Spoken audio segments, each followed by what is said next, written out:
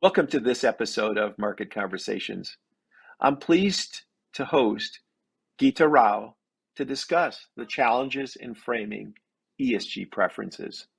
The topics covered on this call, we're very fortunate to have a detailed conversation with Gita uh, on the ESG subject. It's gotten quite complicated, especially in the last couple of years, as we've seen the energy prices collapse, allowing ESG strategies to really surface in a big way, and vice versa. With the Ukraine attack, we've also seen a reversal of ESG performance.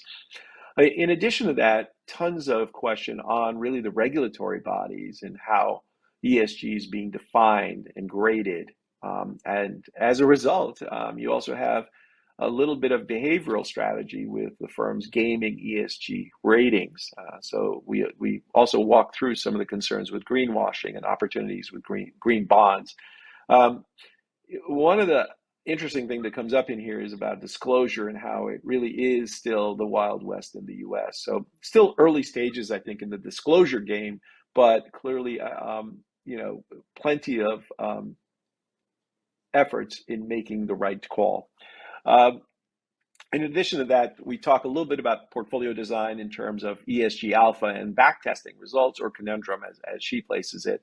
The idea of ratings versus the ratings business is really something that we also have to sort of talk about. And then finally, one of the positive things that I got out of the conversation is this idea about how there is this sort of feedback loop that's very positive, that as institutions really reach to do better, it forces firms to also play fair and vice versa. So I think to some degree, plenty of challenges in this arena of ESG. It's still evolving.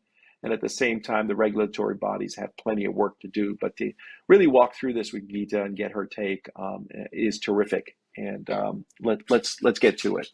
All right. Thank you for joining us for this episode of Market Conversation. I'm very happy to be joined by Gita Rao, currently a lecturer and working at MIT. Gita and I go way back as she was an institutional investor. We've crossed paths and worked together over the years. And in this world of investing, the subject of ESG is front and center. And I can't think of a better guest to walk through her thoughts on the current state of affairs. But to preface this, though, let's define some basics here. ESG, as defined on the CFA site, it stands for environmental, social, and governance. Investors, quote unquote, are increasingly applying these non-financial factors as part of their analysis process to identify material risk and growth opportunities. So in my language, I think ESG basically is a cry to temper and properly price ongoing risks of climate and bad behavior. And so, this is not a small subject. Let me give you a sense in terms of numbers, and this is taken really from Gita's writings. Their estimate through 21 is roughly about $2.7 trillion are invested in ESG funds. In addition to that, about $550 billion are invested through green bonds, and the list goes on, not to mention divestitures. So it is a huge part of the story. If you expand upon this, though, in one of our earlier reports we had published, one of the realities that hit us as we've started to do research the last few years on climate is that a lot of this uncertainty that's abound is really underneath it all is a risk of inflation. So for instance, think about shocks to the system in terms of weather, in terms of labor, in terms of about arable land. All of these things really come down to some simple things, which is less, and therefore higher prices. So the investor in me thinks this is a really big deal. Part of it is the sense of inflation. Now, had I mentioned this 3 years ago, you would have said, yeah, inflation, okay, it's a big deal. Okay, fast forward. In the last 18 months, the subject of inflation is front and center. In other words, it is all about pricing uncertainties. The market clearly respects pricing certainty. And so, is this a subject we can ignore? Is this a subject that's a single factor? Is it a single channel? No. And so with that, I'd love to get caught up a little bit with Gita and her thoughts on the space. And Gita, please take the floor. We'd love to hear your thoughts. Thank you, Satya. And as you mentioned, we go back a long way. I remember you doing small cap strategy and then, morphing and now you're providing expert advice to a very wide range of people. So I'm delighted to be here today to talk to you about ESG broadly. My own history with ESG goes back a very long ways when we were approached by an institutional client based in the UK that wanted us to do two things. One was to avoid fossil fuels, and this was, 2 decades ago, so you can tell how old I am. And the other was to advocate and to explain how we were voting our proxies and why we were voting them the way we were. And that was a very unusual thing at the time, and it's far more mainstream now. So when we think about how the space has evolved, Satya, one of the things that we observe is that these issues have come front and center, and there are many things driving it, and many there's these deep societal factors, there's economic factors, and there's political factors. And so when we talk about inflation, when we talk about the supply chain, right, all of these things, the ramifications for investors, they are actually inextricably linked to ESG. And I think you kind of referenced that when you said, you're talking about, punishing bad behavior, right? And incorporating the risks of climate change. I mean, that's a very nice, very succinct way of putting it. So to your question about this, this issue of inflation, and we think about, I think it would be instructive for us to talk about energy, right? And the fact that today the inflation print is looking lower, but at what? It's still above 7%, right? CPI. So what has happened with energy over this last almost 1 year now with the war in Ukraine? Unprecedented, correct? And how does it interact with ESG when you think about the fact that so much of what's going on now is political? So that push that was there away from fossil fuels has to some extent gained more urgency, but in other respects, it's been kind of halted, right?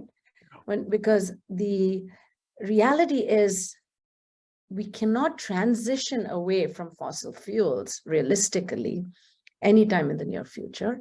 And Europe in particular is caught in the crosshairs. So I'll come back to you so you can elaborate a little on the question you started with about. Yeah.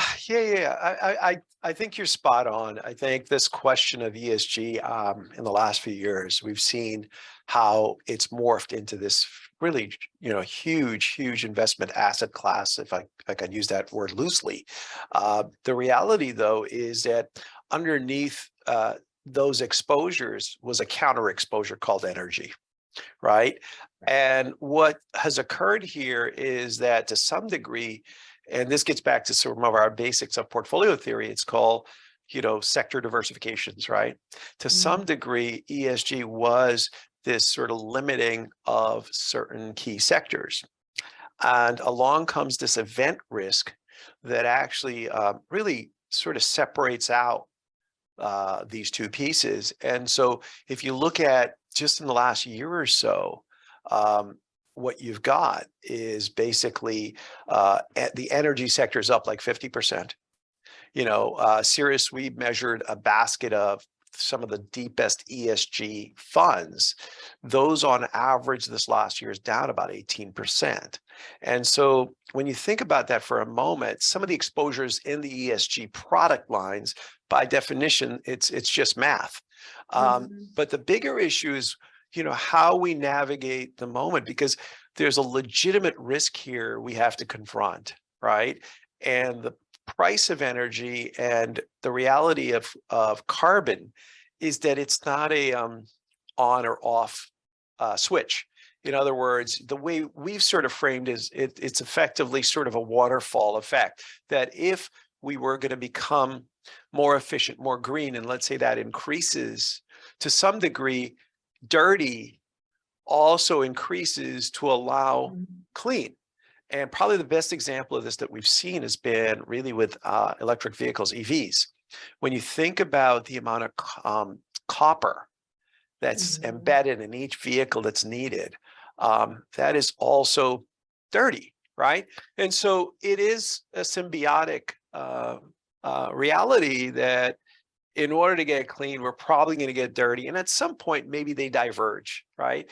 So as investors, in terms of the ESG world, this is certainly really something that's really front and center. In terms of the sort of, this year, when we look at performance, I do think to some degree, ESG is a long-term sort of insurance package, right? If we think about like you're buying, you realize there's a risk. You don't know how to factor that in, but to some degree, you're buying that risk. And, if let's say in the last few years, you've never had to pay out on that insurance product, and along comes this line of where you've had this 2022 event with oil. And so to some degree, I think this sort of like departure of performance is really partly just an exposure that was always there. So really, when you think about, this world of ESG investing, yes, 2022, serious cross currents, but how do we frame out as we move forward with ESG? I'd love your take on that. Yeah. You brought up so many things, Satya. Let's take them in sequence. I think one is, I don't know, I mentioned to you, this, I developed and teach a course on ESG and impact investing here at MIT Sloan. I've been teaching it for several years. And one of the topics that I cover, I have a whole lecture on it actually, is the unintended consequences of ESG.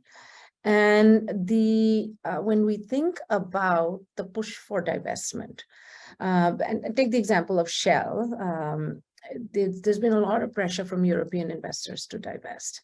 And in response, Shell has indeed divested oil fields. When we did some research looking at who bought those oil fields, it's extraordinarily difficult to look at, to locate, to trace who's bought them. But the ones that we could trace, some of them were the nationalized oil companies of the Islamic Republic of Iran, Iraq, and in fact, Venezuela. Some of them were the national oil company of Basra, which is also in Iraq. So these are entities whose objective is to pump as much oil as possible to boost state revenues, to support state spending, right? Are we better off systemically with Shell owning those oil fields, being under pressure, having more scrutiny, and being in some ways being held accountable for coming up with a long-term strategy to deal with what could become a stranded asset, versus I almost think of the analogy as being, I put my stuff into the recycling bin and I feel really good, but then it's being shipped off to somewhere else. Yes. Yeah, it used to be China. Now China won't take it, and somewhere in Africa, right? Yeah. It's out of sight, out of mind. But on a systemic level, are we better off? So that we really have to think about that. What are the unintended consequences of doing this? Some people say, oh, you're talking about buying the best house in a bad neighborhood. So that's kind of they say that's a cynical way of approaching ESG. Yes, maybe you are trying to buy the best house in the bad neighborhood, but you know what? It's not like you say the other houses should be burned down. You are pushing for those houses to be fixed up as well. And if you look at PE activity in, when oil fell off a cliff in 2014-15, after that, the purchase of pipelines and so companies and so on in the US, the 10 largest PE firms were huge purchasers, and I'm happy to send you a link to an excellent article about this. And we have to ask ourselves, what is happening when that's going on? Number one, is necessarily the situation better because disclosure is less, because these are privately held companies, there's less transparencies, and number three, the incentives are not aligned anymore because the owner of the asset does not have the same sort of view as the investing public may have, right? Whereas when you have a public owner and they've got a long-term view, then their incentives are going to be more aligned, which brings me to the third point, to the next point, which is that we need a long-term view for asset managers, and that'll come about when the investing public has a longer-term view.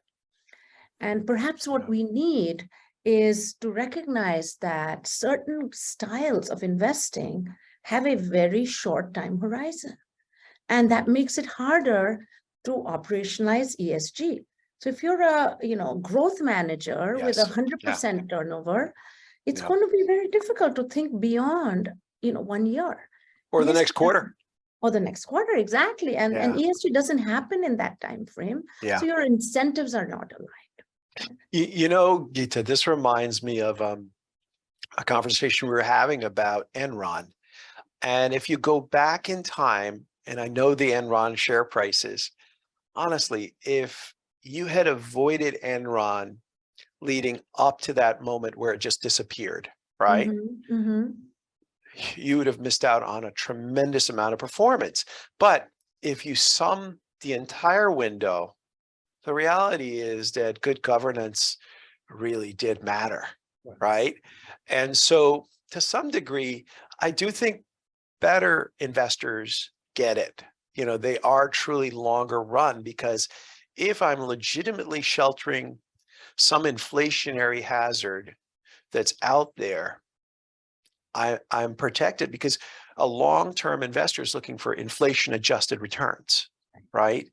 And so to some degree, these sort of protections that you put in, it's not free. And there may be times where you're going to miss out on this quote unquote, like incredible run, but the reality is the balance sheet was baked.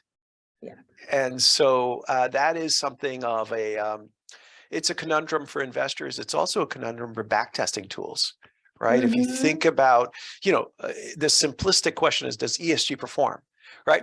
Well, I could game the data and I could tell you, if I just looked at the pandemic, ESG was terrific. Underneath it though was, you also had oil going to zero, right? And then vice versa. The window in the prior few years, tremendous performance. So I do think there's a little bit more to this, but what you're trying to get at, I think, is the long-term, process that's needed to frame this out properly. And the stakeholders are many. I'd love your take a little bit more on, how you see the owners of the assets. Are there incentives for that behavior to move in a direction? Yeah, so that's a really interesting point. And there, there are so many differences across regions, Satya.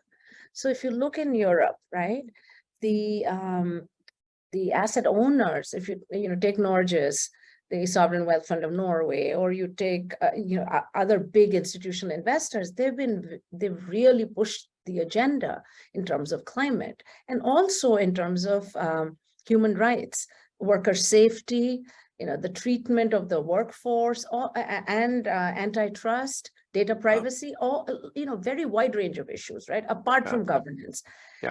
Now, we have, this alphabet soup, what is it? SFDR, CFRD, all of those things. I think the UK is the only one where they've actually, the FSA has fined, they've had penalties for greenwashing, but that's coming.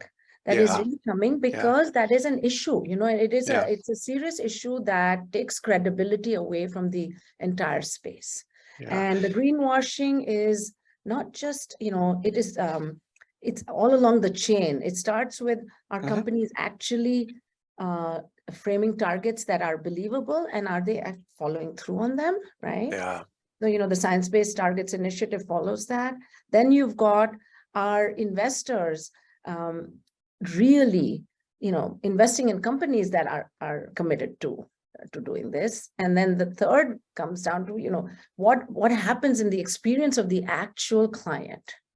Yeah. That's the entire chain. Now, in the US, we have a very different situation because we have relatively little disclosure, required, right? And the SEC is trying to push this through.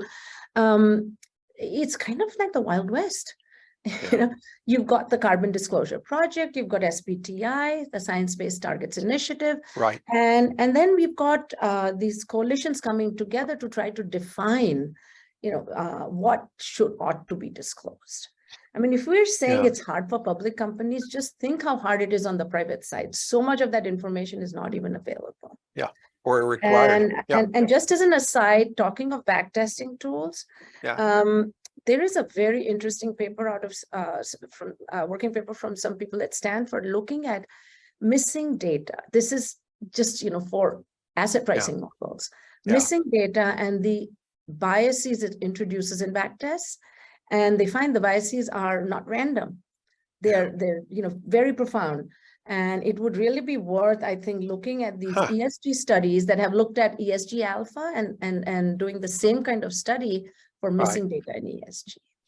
Yeah, I mean, I think this is such a broad topic on both sides of the aisle. If I think about, and clearly we're, as Cirrus, we're covering more institutions on the equity investment arm, so we're a little more familiar with that. But the reality on that side of the equation is that you've got all these funds launched. And if you look at the last few years, I'm always a little nervous when every big bank is hiring a new title, right? Mm-hmm. And so we've had all these ESG specialists like Cirrus. And at the end of the day, you worry that is this the products are being stamped out and now we're going to market it, now we're going to sell it. And the question is, how much thought was there behind structuring all these funds? After all, as a banker, they want to do size and that's business. And then on the other end, in terms of really the investor, in terms of the company owners, there's almost a disincentive for being honest, because all of a sudden now there's a grade for each of these things you need to do to get your job done. And so, this term greenwashing, and, to define it, it's basically, firms really adjusting or being selective on how their definitional fields add up to give them a better score. And so certain balance sheet, income statement, creativities can surface that allow them to get a better and better score. So, and what the market has taught them is that the better ESG scored firms were carrying higher multiples, right? And so this idea of wanting to be graded well, we get it.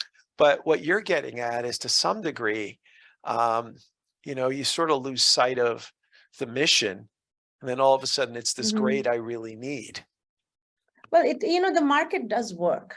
China was a big issuer of green bonds, and there was a lot of furor about them really not being green at all. There were bonds linked to, so you see in the use of proceeds in the bond prospectus, in the offering prospectus, there was nothing linked to sustainability.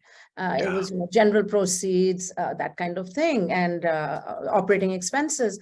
So actually, Norges came forward and said that they would not be buying these bonds anymore. And then, the Chinese government actually significantly tightened the regulations. It wasn't just Norges, it was a large group of institutional investors that said, these are not green bonds. So then they've tightened significantly. They've tried to impose some restrictions, and that is what is needed. You do need regulation. There's no way around it in this space. Now, to come back to what you're saying, about I mean, our industry is very creative, right, in coming up with new products. Yeah. And when you look at talking of performance, I think I saw somewhere, I think it was on Bloomberg, out of the top 10 ESG funds, 8 of them underperformed the market, as you said. And they generally had no exposure to energy and a lot of exposure to tech, right? So, there's that whole sector bias. Yeah. And it really makes you question how much ESG is this and how much of it is really risk. It's just a risk factor. Yeah. That is being being termed as ESG, or that can be classified as ESG, which brings us to ESG ratings. Yes. And I would love to know what you think about ESG ratings. Yeah, I'm still learning. I do know that of the let's say categories of variables, of the 3 verticals, I think the environmental variable is probably the most concrete in terms of data, right?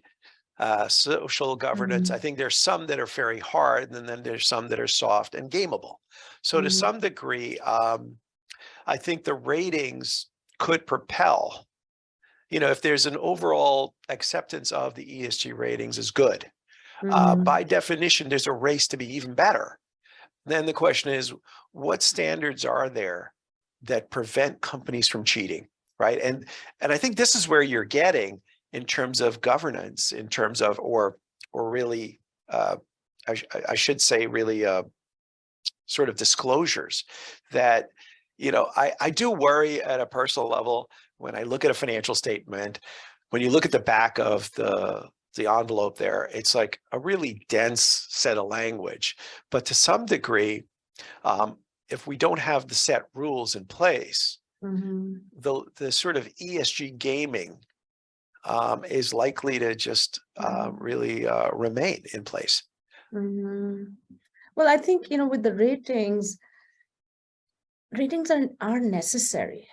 Yeah. But again, what we've got is a situation where our incentives aligned. The rating companies understandably will try to differentiate themselves, right? Yeah. And they will try to grow revenues. This is what they're intended to do. It's very fair. Yeah. There was quite a kerfuffle earlier this year, I think right at the start of the year, when Bloomberg had actually published something called the ratings mirage.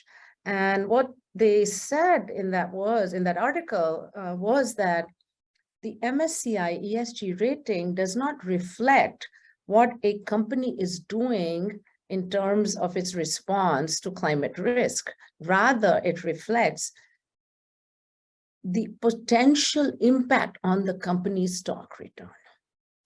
So it is really about potential financial impact, which is not what many people think of when they think of ESG, right? Right. And so, MSCI responded saying, we do have a different set of data for that. If you want to look at what companies are doing in terms of responding to the risk of climate change and the climate transition, we have different data for that. So there's plenty of data. The question is, how does one put it together? How does one interpret it? And most importantly, how do you market it?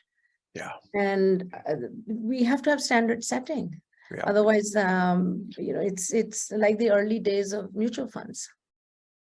Yeah, the stock fund. Yeah, right, exactly. And I think credit to MSCI for having another set of data to sell. I think that's great. And they have excellent climate data, very good climate data. Now, coming to social is a challenge because much of that data is not easy to collect, and in the US, it's reported voluntarily. It's there's OSHA data, there's that sort of thing that is collected, and the agencies do a good job of doing that, of collecting it. But some of it is not easy to get, and so. And when you talk about climate change and we talk about forced migration, for instance, right? This is a huge problem. How does that translate into ESG? That translates into ESG because then you have migrant populations that are vulnerable to exploitation, to being, essentially like modern day slave labor, that sort of thing. The European investors are very concerned about this modern day slavery, and they do have questionnaires on that. Very difficult to detect.